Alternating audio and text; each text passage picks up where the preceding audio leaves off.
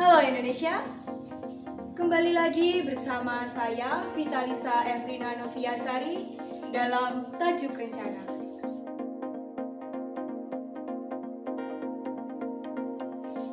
Kali ini kita akan mengupas dilema pembelajaran tatap muka.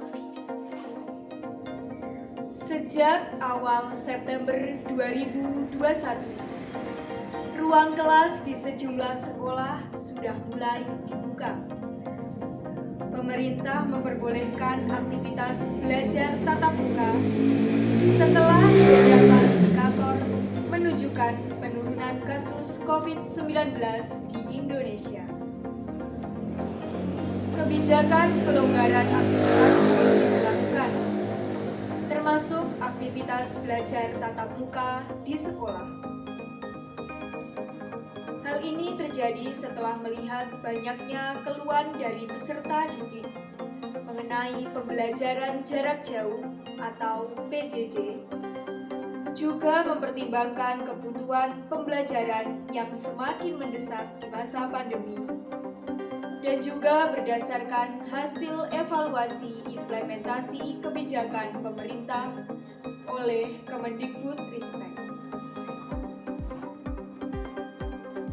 Pembelajaran jarak jauh yang telah diterapkan kurang lebih 18 bulan ini banyak mendapatkan keluhan.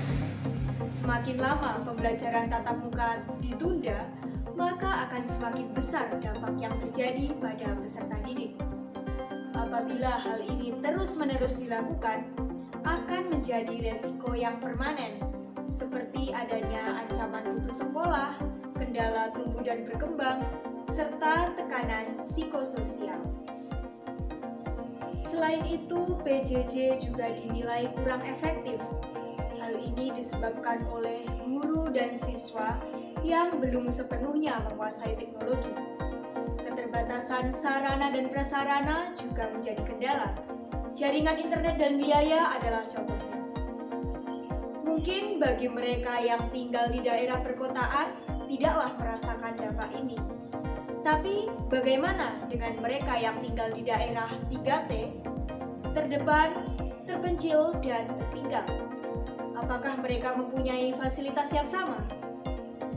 Direktur Jenderal Pendidikan Anak Usia Dini, Pendidikan Dasar dan Pendidikan Menengah, Dirjen PAUD Dasmen Kemendikbudristek, Jumeri menjelaskan, sebanyak 42% sekolah atau sekitar 118.000 sekolah di wilayah PPKM level 1-3 telah menggelar belajar tatap muka secara terbatas. Pembelajaran tatap muka terbatas hanya dilakukan di daerah dengan level PPKM tersebut.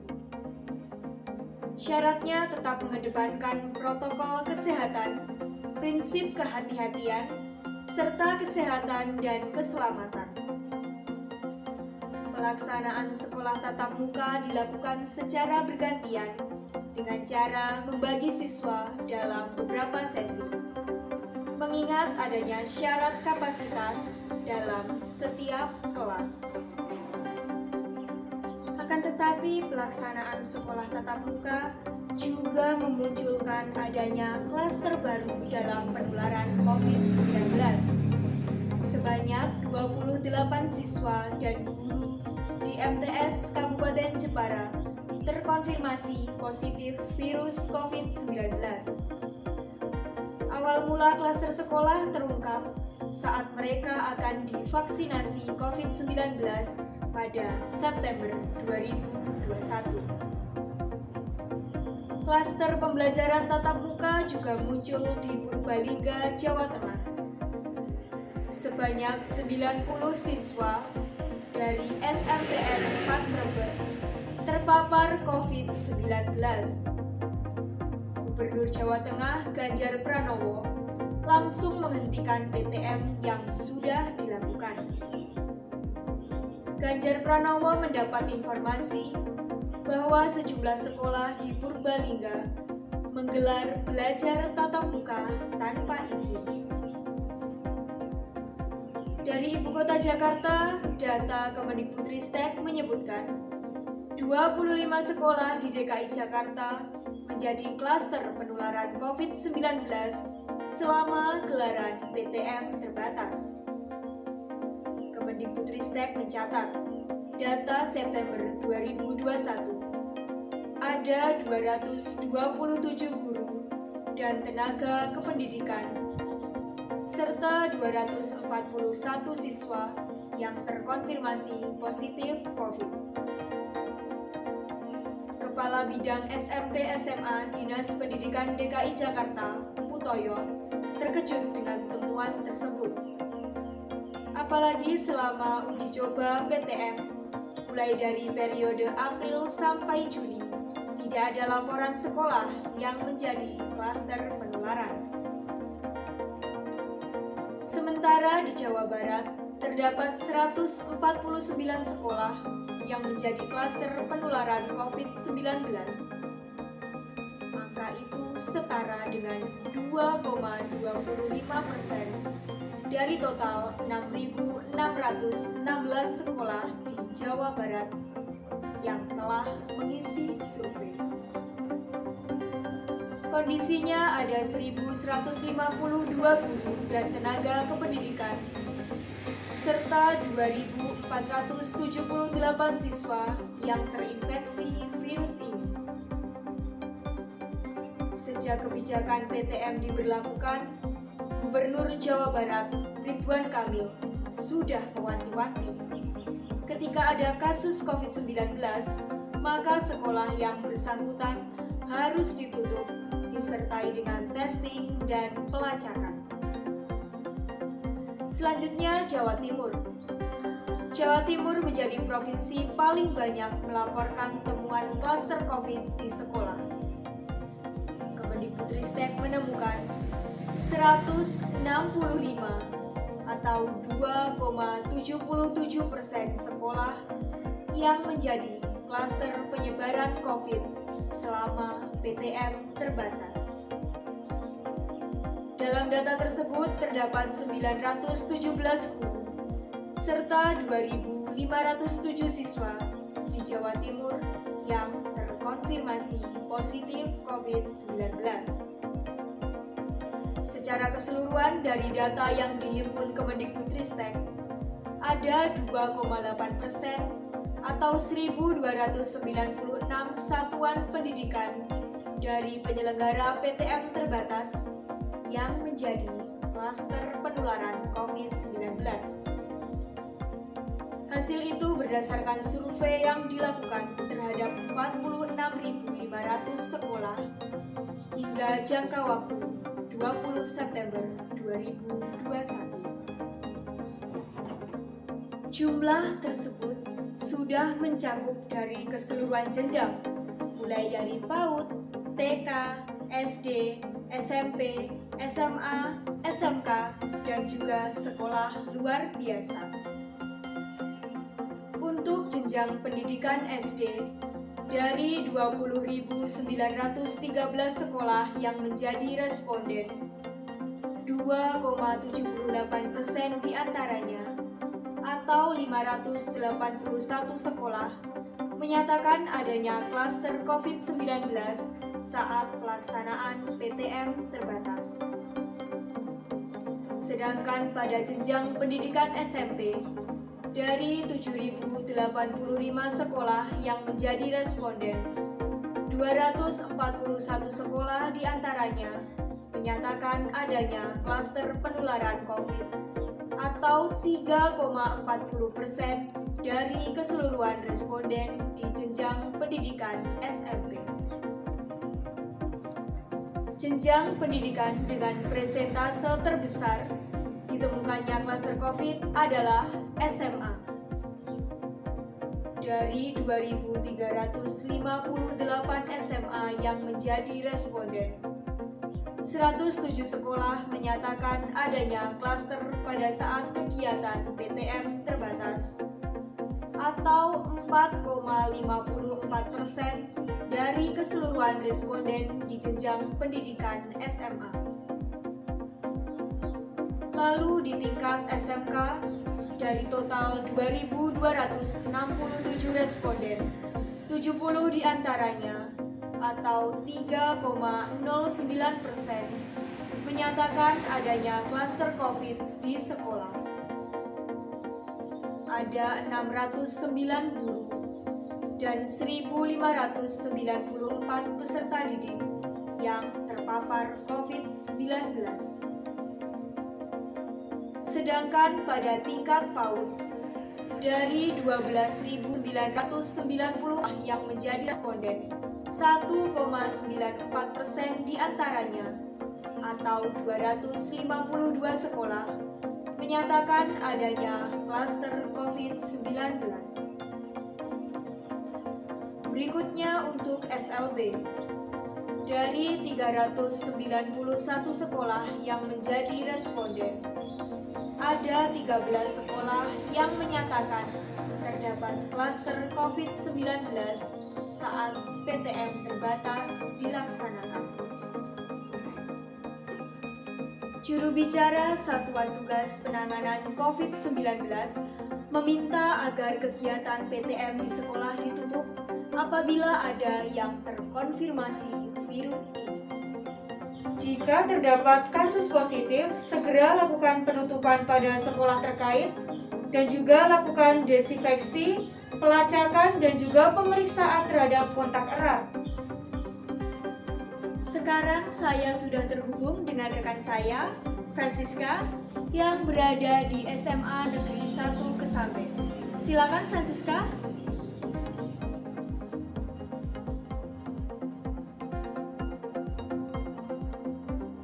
Baik, di sini saya Francisca melaporkan langsung dari salah satu sekolah yang sudah melaksanakan pembelajaran tatap muka.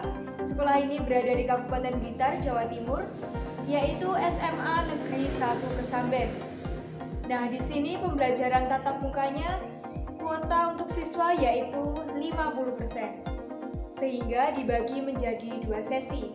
Sesi yang pertama dilaksanakan pada pukul 07.00 sampai 09.05. Dilanjutkan dengan sesi kedua yang dilaksanakan pada pukul 09.55 sampai pukul 12.00. Di sini juga pembelajaran tatap mukanya menggunakan protokol kesehatan yang sudah baik. Ketika siswa datang, siswa diarahkan untuk mencuci tangan terlebih dahulu, lalu dicek suhunya. Kemudian juga diwajibkan untuk selalu menggunakan masker serta menjaga jarak dengan teman-temannya. Oke, di samping saya sudah ada salah satu siswa dari SMA Negeri 1 Kesamben. Dengan siapa namanya? Novia, Kak. Oke, Novia. Ini saya mau tanya nih, gimana sih rasanya udah bisa PTM lagi? Kan udah lama PJJ terus. Gimana rasanya? Jadi diadakannya PTM ini ya tentunya sangat seneng banget, seneng sekali. Kan udah lama nggak ketemu teman-teman, kangen juga, sama guru-guru juga kangen. Kan selama ini kita pembelajarannya secara daring, PJJ ini materinya juga itu nggak masuk, cuma tugas gitu. Jadi seneng banget, bersyukur banget bisa di SMA N1 Kesamben ini ada pembelajaran tatap muka. Oke, jadi antusias banget gitu ya, seneng banget bisa PTM lagi. Lalu gimana tanggapannya mengenai klaster COVID yang penyebarannya juga melalui sekolah? Menurut kamu gimana itu? Jadi takut atau malah bagaimana? Kalau menurut saya, untuk klaster penyebaran COVID di sekolah ini sebaiknya harus segera dihentikan. Karena ya jadi takut juga kalau penyebaran COVID-nya di sekolah. Jadi protokol kesehatan dan segalanya itu harus segera lebih diperketat lagi, kita harus menaati juga. Intinya jangan sampailah kita daring lagi, udah gak mau gitu loh PJJ lagi, udah enak PTM gini. Intinya ya dijaga dari diri kita masing-masing, dari diri kita hati-hati, kitanya jaga jarak, kitanya pakai masker, gitu kan. Terima kasih banyak Novia sudah mau meluangkan waktunya. Semangat terus dan selamat belajar. Ya, itu tadi yang dapat saya laporkan dari SMA Negeri 1 Kesamben. Kembali lagi ke studio, Vitalisa. Baik, nampaknya PTM di sana berjalan dengan lancar. Terima kasih. Selanjutnya kami akan menampilkan tanggapan mengenai dibukanya PTM dari guru dan juga orang tua.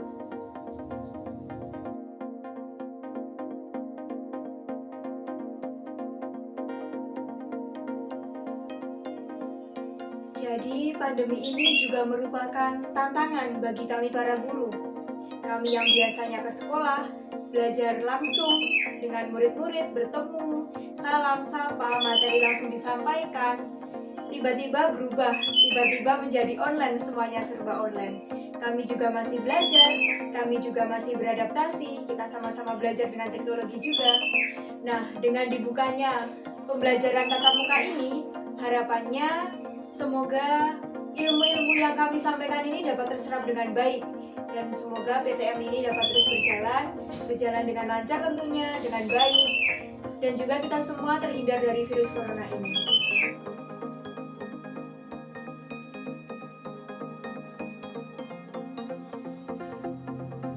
Baik, jadi dengan adanya pembelajaran tatap muka ini sebenarnya saya mendukung segala keputusan yang diberikan oleh sekolah dari pemerintah. Akan tetapi kita juga harus mengingat klaster COVID ini yang di sekolah ini cukup berbahaya. Jadi saya merasa khawatir bagaimana nanti kalau tertular COVID di sekolah, klaster COVID yang sudah berada di berbagai daerah, dan itu sudah jelas nyata adanya. Jadi kalau menurut saya sebaiknya diperbaiki dulu sistem-sistemnya, mulai dari protokol kesehatannya ditingkatkan, program vaksinasi lebih digencarkan lagi.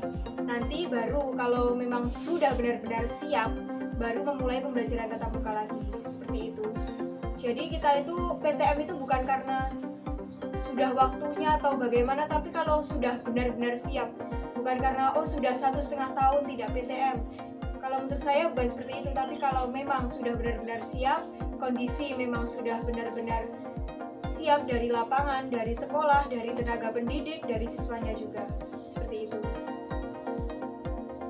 Kondisi pandemi di Indonesia sesungguhnya belum memungkinkan untuk menggelar belajar tatap muka.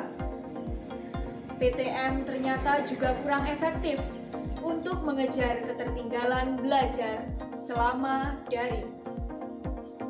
Mengapa hal ini terjadi? Kemungkinan karena saat ini dari Bapak Ibu guru di sekolah, tugas mereka terbagi-bagi. Mereka harus menjamin keselamatan peserta didik agar aman dan terhindar dari penularan COVID-19. Seharusnya momentum pandemi ini mendorong sistem pendidikan di Indonesia agar lebih maju dengan pembelajaran yang berbasis teknologi. Pendekatan terhadap teknologi seharusnya lebih dioptimalkan lagi. Namun, Menteri Pendidikan, Kebudayaan, Riset, dan Teknologi Nadiem Makarim memastikan bahwa pembelajaran tatap muka tidak akan dihentikan meskipun ditemukan kasus positif di ribuan sekolah. Kemendikbudristek terus memonitor kasus penyebaran dan penularan COVID di lingkungan sekolah. Sekolah yang tetap menggelar pembelajaran tatap muka terbatas diminta untuk menguatkan protokol kesehatan. Sekolah juga diminta agar terbuka kepada pemerintah tentang kondisi yang terjadi di lingkungannya.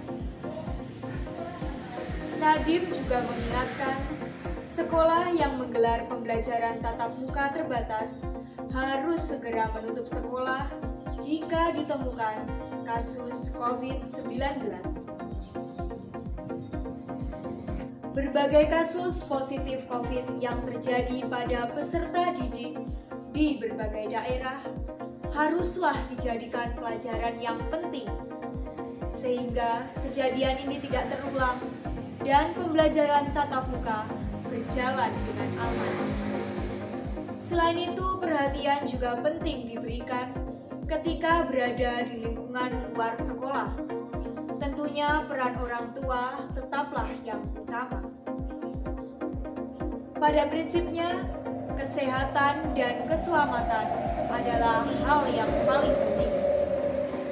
Kesiapan dari satuan pendidikan perlu menjadi perhatian.